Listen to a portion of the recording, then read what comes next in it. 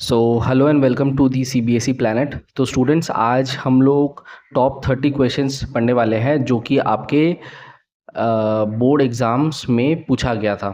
ठीक है, तो आपके जो 10th के बोर्ड एग्ज़ाम्स पेपर है वहाँ से जितने सारे क्वेश्चंस है वहाँ से मैंने टॉप 30 क्वेश्चंस आज हम डिस्कस करेंगे।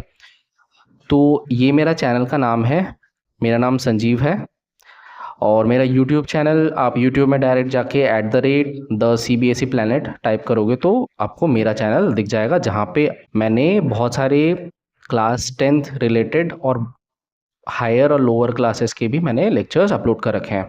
तो आपको वो फ़ायदा देगा, तो सब्सक्राइब कर लेना। तो चलो स्टार्ट करते हैं पहला क्वेश्चन से।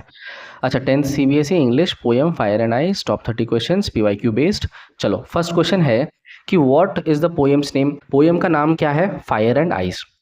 तो हु रोट द पोएम, ये पोएम किसने लिखा है? 1 मार्क्स का पूछ लेता है। आंसर है रॉबर्ट फ्रॉस्ट। तो रॉबर्ट फ्रॉस्ट ने ये फायर एंड आइस जो है इस पोएम को लिखा है। What does fire stand for? Fire means desire. जैसे कि मैंने प्रीवियस लेक्चर में जब लाइन बाय लाइन एक्सप्लेन करा था तो वहाँ पे मैंने बोला था कि फायर जो है वो डिज़ायर को दर्शाता है। और डिज़ायर का मतलब क्या है? ग्रीड, वन टाइप ऑफ, मतलब लालच टाइप ऑफ। ठीक है, डिज़ायर जैसे जैसे एग्जाम्पल ले लो कि आपको क्लास 10th बोर्ड्स में अच्छा करना है, तो आपने एक ठान लिया है कि आप जी तोड़ मेहनत मेहनत करोगे। तो जो आपने ठान लिया है उसी को हम लोग बोलते हैं यहाँ पे डिज़ायर। तो फायर मतलब, इस पोएम के अकॉर्डिंग फायर मतलब क्या है? Desire. Question number 4, what does ice stand for? इस पोएम के रेस्पेक्ट में आइस को दर्शाया गया हेट से, या फिर हम लोग हेट्रेड बोल सकते हो। ठीक है, हेट्रेड मतलब घृणा। अगला question, question number 5, what fire can do? Fire can destroy the world. मतलब जो पोएम है उस पोएम के रेस्पेक्ट में बोला है कि फायर हमारा पृथ्वी को, वर्ल्ड को पूरी तरह तहस नहस कर सकता है, मतलब डिस्ट्रॉय कर सकता है। Question number 6 says what can ice do? Ice क्या कर सकता है? Answer, ice can also destroy the world. मतलब बोलना चाह रहा है with respect to the poem, fire जितना खतरनाक है वैसे ही आइस भी उतना ही खतरनाक है, because both can destroy our world. Right. Question number 7 क्या कह रहा है? What does the poet compare fire with? Fire को पोएट ने, रॉबर्ट फ्रॉस्ट ने किसके साथ कंपेयर किया है? उसने कंपेयर किया था विथ ह्यूमन डिजायर। तो आप आंसर में लिखोगे कि Robert Frost compares fire with the human Dzire.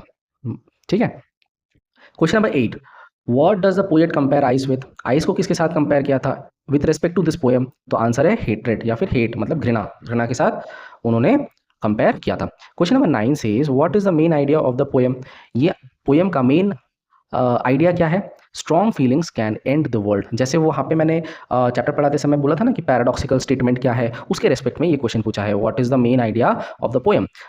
तो मेन आइडिया क्या है? Strong feelings can and the world, कि अगर आपका बहुत दृढ़ निश्चय है तो फिर पृथ्वी खत्म आप कर सकते हो with respect to this poem. ठीक है, तो वैसे कुछ कांड मत कर देना स्कूल में कि टीचर आपके पेरेंट्स को बुला के फिर अंधाधुंध सुनाए। तो इस पोएम के रेस्पेक्ट में ये क्वेश्चन आंसर लिखा गया है। ठीक है। What does desire mean? यहाँ पे इस पोएम में डिजायर का मतलब क्या है? Wanting something too much. ठीक।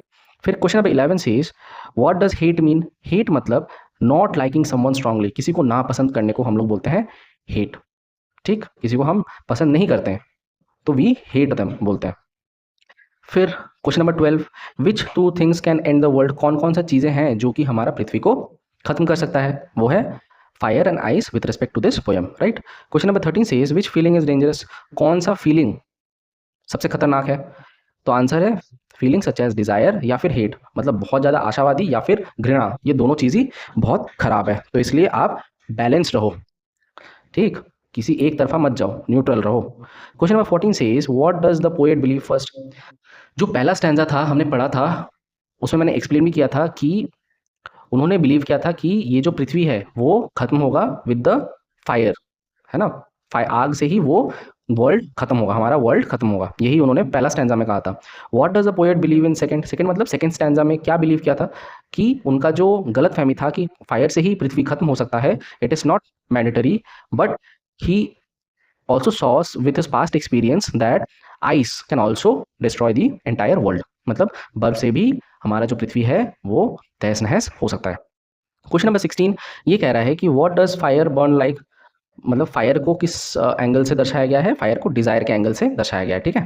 फिर question number 17, what does ice freeze like. Ice freeze मतलब वही हेट, फ्रीज मतलब स्ट्रॉन्ग, फ्रीज मतलब जम जाना, पर इस पोएम के रेस्पेक्ट में स्ट्रॉन्ग हेट को बोलते हैं आइस फ्रीज, ठीक है। Question number 18, what lessons does the poem teach. ये जो पोएम है हमें क्या उपदेश देता है। उपदेश ये देता है कि हमें कभी भी खूब ज़्यादा डिज़ायर या फिर किसी के प्रति घृणा नहीं रखना चाहिए, मतलब किसी से ज़्यादा एक्सपेक्टेशन नहीं रखना चाहिए। ये डिज़ायर मतलब क्या है, किसी से ज़्यादा एक्सपेक्टेशन नहीं रखना चाहिए और किसी से ज़्यादा घृणा नहीं करना चाहिए। तो यही ये पोएम हमें सिखाता है, फायर एंड आइस वाला पोएम जो है, ठीक है। अगला question, what is the tone of the poem. Tone of the poem मतलब पहला स्टैंजा तो ठीक ठाक था, पर दूसरे स्टैंजा में आते ही वो तहस नहस पता नहीं सीरियस टाइप ऑफ बातें करने लगा, तो इसलिए यहाँ पे सीरियस, ये आप छोड़ भी सकते हो, ये वाला क्वेश्चन उतना इंपॉर्टेंट नहीं है। Question number 20, what is the poem about. ये पोएम किस विषय में ज़्यादा बात कर रहा है, तो वो एंड ऑफ द वर्ल्ड के बारे में ज़्यादा प्रेफर कर रहा है रॉबर्ट फ्रॉस्ट, ठीक है। क्योंकि ये पोएम जो लिखा गया था वो वही वर्ल्ड वार के बाद ही लिखा गया था, तो पास्ट एक्सपीरियंस वही वर्ल्ड वार का सिनेरियो देख के वो उन्होंने ये पोएम लिखा है। थोड़ा गूगल सर्च किया था तो मुझे यही मिला था, बट पोएम में बस अगर पूछे क्वेश्चन में कि what is the poem about, तो एंड ऑफ द वर्ल्ड करके लिख देना। फिर अगला क्वेश्चन है, what does the poet warn us about. हमें पोएट जो है रॉबर्ट फ्रॉस्ट जो है वो किसके बारे में वार्न करते हैं। Answer, human emotions can be dangerous. Human का जो इमोशंस है, मतलब मानव का जो इमोशंस है वो डेंजरस भी हो सकता है, ठीक है। इमोशंस मतलब फीलिंग। तो भाई साहब ये फीलिंग वीलिंग का चक्कर छोड़ो, है ना, पढ़ाई पे ध्यान दो। वो व्हाट डज, फीलिंग वीलिंग का चक्कर मतलब समझ आया क्या बोलना चाह रहा हूँ मैं। ये बॉयफ्रेंड गर्लफ्रेंड का चक्कर बंद करो, क्लास 10th में ढंग से पढ़ाई करो, बोर्ड्स में अच्छे टॉप रैंकर से पास करो, मतलब टॉप रैंक्स लेके आओ, देखना अपना फ्यूचर भी सिक्योर हो जाएगा, फ्यूचर में जाके मतलब आगे जाके आपका फ्यूचर अच्छा हो जाएगा, आई मीन। फिर question number 22, what does fire symbolise. Fire क्या सिंबलाइज करता है, पैशन एंड ग्रीड, ये भी मैंने पढ़ लिया था। What does ice symbolise. Ice symbolises coldness and cruelty, ठीक है। कोल्डनेस क्रुएल्टी मतलब वही घृणा type, you are cruel to somebody, मतलब आपने उसके प्रति थोड़ा खराब काम कर दिया, तो वही क्रुएल्टी मतलब खराब चीज़। What does the poet say about desire, ये भी हमने पढ़ लिया था आगे, डिज़ायर कैन बर्न एवरीथिंग। फिर अगला क्वेश्चन है 25, what does the poet say about hate. Hate के बारे में पोएट क्या कहता है, हेट कैन फ्रीज एवरीथिंग, मतलब फ्रीज एवरीथिंग मतलब can destroy everything. What is the poems theme, तो थीम क्या है इस पोएम का, तो इस पोएम का थीम है डिस्ट्रक्शंस बाय इमोशंस, इमोशन से वर्ल्ड डिस्ट्रॉय हो सकता है। Question number 27 says that what is the poets message, मतलब ये पूरा पोएम पढ़ने के बाद पोएट मतलब रॉबर्ट फ्रॉस्ट हमें क्या मैसेज देना चाह रहे हैं। ये मैसेज दे रहे हैं कि हमेशा अपने फीलिंग को कंट्रोल करके रखो, so control your feeling. 28 question number ये कह रहा है कि what kind of poem it is, ये एक छोटा और एक सिंपल पोएम है। Question number 29, what does the poet use in the poem. What does the poet use in the poem, यहाँ पे उन्होंने क्या क्या यूज़ किया है, एक फायर और एक आइस, इन दोनों वर्ड्स को इन्होंने अच्छे से पोएम के माध्यम में समझाया है। फिर question number 30, last question of the day, why is the poem easy to understand. ये पोएम हमें इजी टू अंडरस्टैंड क्यों लगा, क्योंकि it has simple words and ideas, मतलब इस पोएम में बहुत ही आसान शब्दों का प्रयोग किया गया है। तो अगर आपको ये चैनल वैल्यूबल लगे तो आप सब्सक्राइब कर देना, क्योंकि class 10th related various subjects के लेक्चर्स हम इसी चैनल पे अपलोड करने वाले हैं, तो आप सब्सक्राइब कर लोगे तो आपके पास वो नोटिफिकेशन पहले पहुंचेगा, और आप लाइक कमेंट और शेयर भी कर देना, इससे मेरा मोटिवेशन बढ़ेगा। So that's it, so today's class यहीं पे हम एंड करते हैं और कुछ बचा नहीं है। So thank you and take care.